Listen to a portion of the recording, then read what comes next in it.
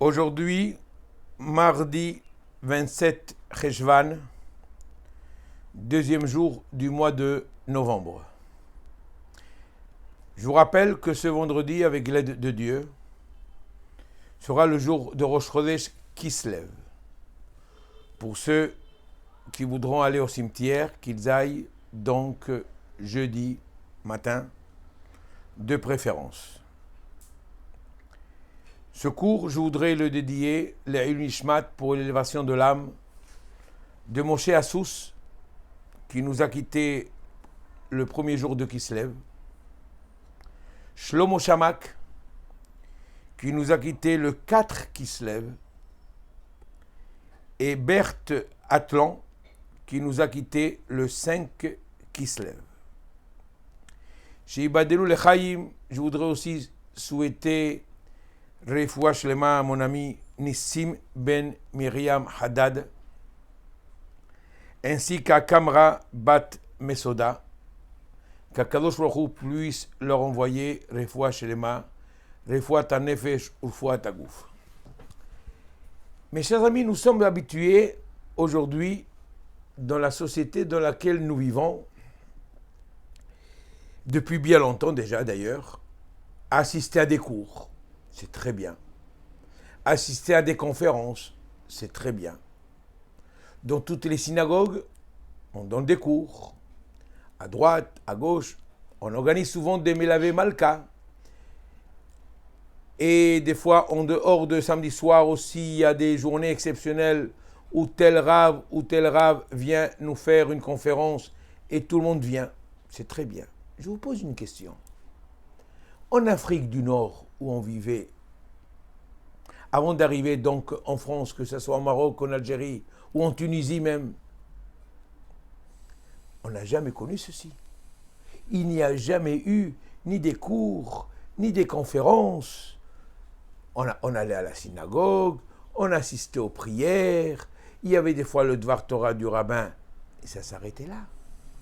Il n'y avait pas ni des conférences, ni des cours comme nous voyons aujourd'hui. J'en parle pas avec les médias, YouTube et autres. Nous sommes saturés de cours. C'est très très bien. Mais la vérité, les personnes se perdent.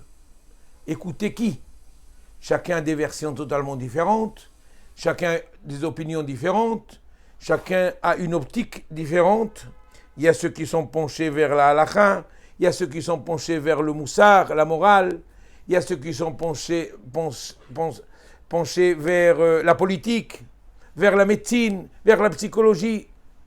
Écoutez qui? C'est vrai que tout le monde a raison dans l'histoire. Mais pourquoi aujourd'hui il y a tellement, Baruch Hashem, tant mieux, des cours à droite et à gauche, alors qu'auparavant, peut-être la réponse, avant on n'avait pas peut-être besoin. Et aujourd'hui, on a besoin. Avant, on n'avait pas besoin d'être vacciné. Aujourd'hui, on a besoin d'être vacciné. Pas un seul vaccin, pas deux vaccins, 3 vaccins. On a maintenant le corps plein de vaccins. Je vous dis, moi j'ai aujourd'hui 4 vaccins devant moi. 3 à propos du Covid et 1 à propos de la grippe. Ça fait 4 vaccins. On va m'appeler bientôt Monsieur Vaccin. C'est incroyable. Peut-être avant on n'avait pas besoin. Aujourd'hui on a besoin. Peut-être. Je ne sais pas. Mais ce qui est étrange, c'est que vous le savez très bien que la Torah est avare dans les mots. Elle est vraiment avare dans les mots. Des fois, la Gemara, pour une lettre en plus, elle nous fait des démonstrations qui durent des semaines et des semaines. Alors que nous voyons dans toutes ces parachiotes des très belles histoires de Avraham Avinu, qui aurait pu se résumer très très rapidement, surtout lorsqu'il envoie son serviteur Eliezer chercher donc une femme pour son fils. Il raconte le récit une fois, il le raconte arrivé une deuxième fois, alors que la Torah est avare. Je ne comprends pas, ça c'est une. Et deuxièmement, Abraham a été notre premier patriarche, certes. C'est le Hamoud, le pilier, disons du judaïsme. C'est lui qui a publié publiquement l'existence de Dieu, malgré qu'il habitait et qu'il vivait dans une société totalement idolâtre depuis le départ. Pourtant, je n'ai jamais entendu de la part de Avraham Avinu, du moins la Torah, ne nous dit jamais qu'il a fait un discours quelconque soit-il, à personne, ni à ses enfants, ni à ses élèves, ni quoi que ce soit. Et pourtant, la Torah raconte uniquement son histoire. L'histoire qu'il a vécue, Avraham Avinu, les épreuves qu'il a vécues, à partir de 75 ans, parce qu'avant 75 ans, la Torah totalement oublie Avraham Avinu. Comment se fait-il?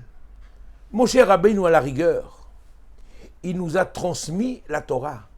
Il nous a fait des discours. Il nous dit ce qu'il faut faire, ce qu'il ne faut pas faire. Alors que chez Avraham Avinu, il n'y a pas ni ce qu'il faut faire, ni ce qu'il ne faut pas faire. Avraham Avinu, c'est uniquement son histoire. Et qui en plus répétait des mots qui paraissent en plus. Oui, mes chers amis, nos sages nous apprennent de ceci de très très grandes leçons, et surtout au niveau de l'éducation. Un enfant peut être inscrit dans les meilleures écoles, peut avoir effectivement les meilleurs professeurs. Mais malheureusement, lorsqu'il rentre chez lui à la maison, il voit des parents qui se déchirent, des cris à droite et à gauche. Tout ce qu'il a appris à l'école tombe à l'eau. La première façon et la meilleure façon d'éduquer son enfant, c'est surtout de lui donner exemple. Or, Avraham Avinu, la Torah, en nous racontant son histoire, en nous racontant sa vie, c'est les meilleurs discours qui puissent exister. Pas besoin d'entendre des grandes conférences à droite et à gauche. Comment se comporter, comment faire dans la vie. Simplement en voyant comment nos parents vivaient, comment nos pères aimaient nos mères, comment nos grands-parents vivaient. Le divorce n'existait pas. Il n'y avait que de l'amour entre les uns et les autres. Les voisins s'aimaient entre eux. C'est la raison pour laquelle, auparavant, pas de discours, pas de cours. On vivait le judaïsme au quotidien. On n'a pas besoin d'être vacciné contre tous les courants extérieurs.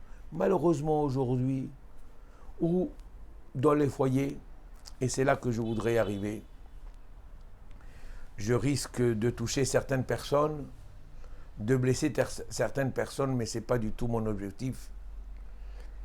Et je vais vous dire, il y a des gens qui se marient, qui veulent se marier. Les hommes comme les femmes veulent se marier, les femmes beaucoup plus que les hommes, que vous le sachiez. Mais ceux qui sont mariés, malheureusement, veulent divorcer.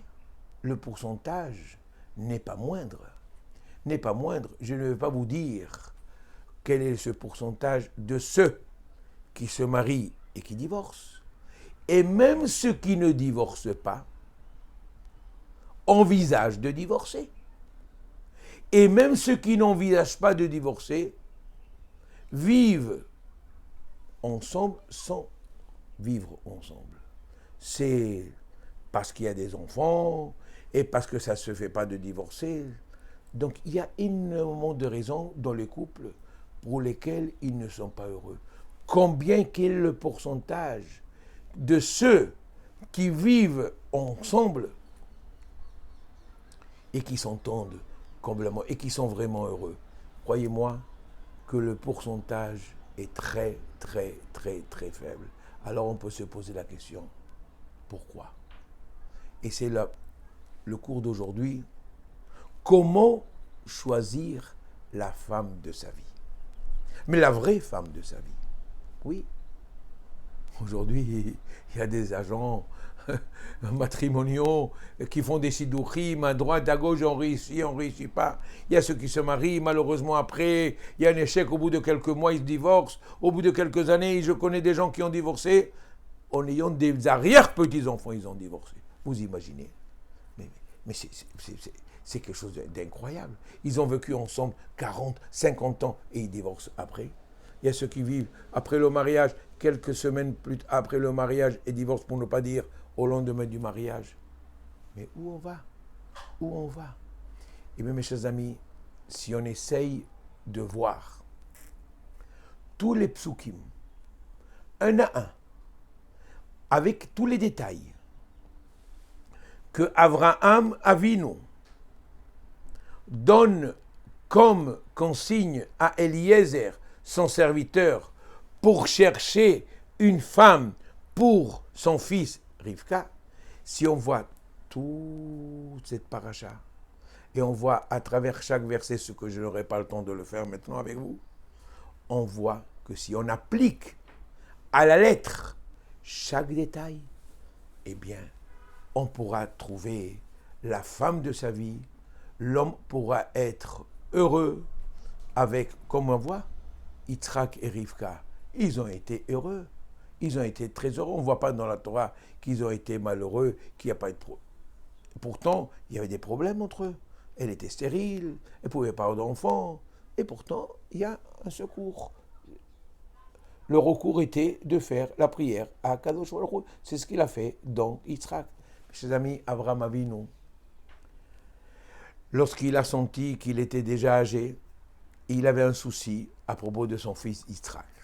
C'est une des mitzvot que le père doit faire envers son fils, de le marier.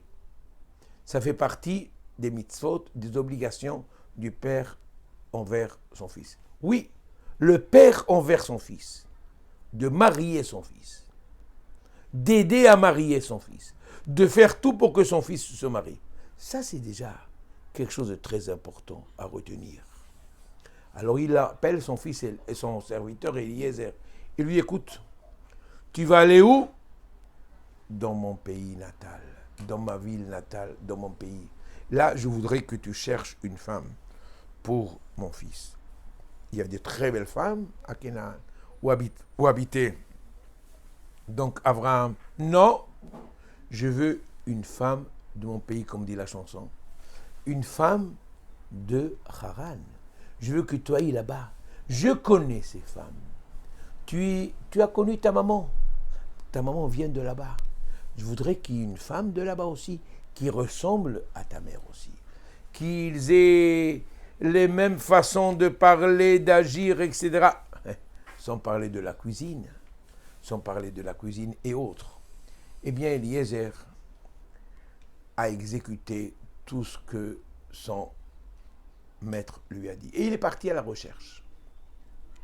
Il est parti depuis Canaan jusqu'à Haran. Dieu a fait des miracles en chemin, peu importe, sans entrer dans les détails. Et voilà qu'il arrive près d'un puits. Près d'un puits. Et il n'est pas parti les mains vides. Non. Il est parti avec 10 chameaux.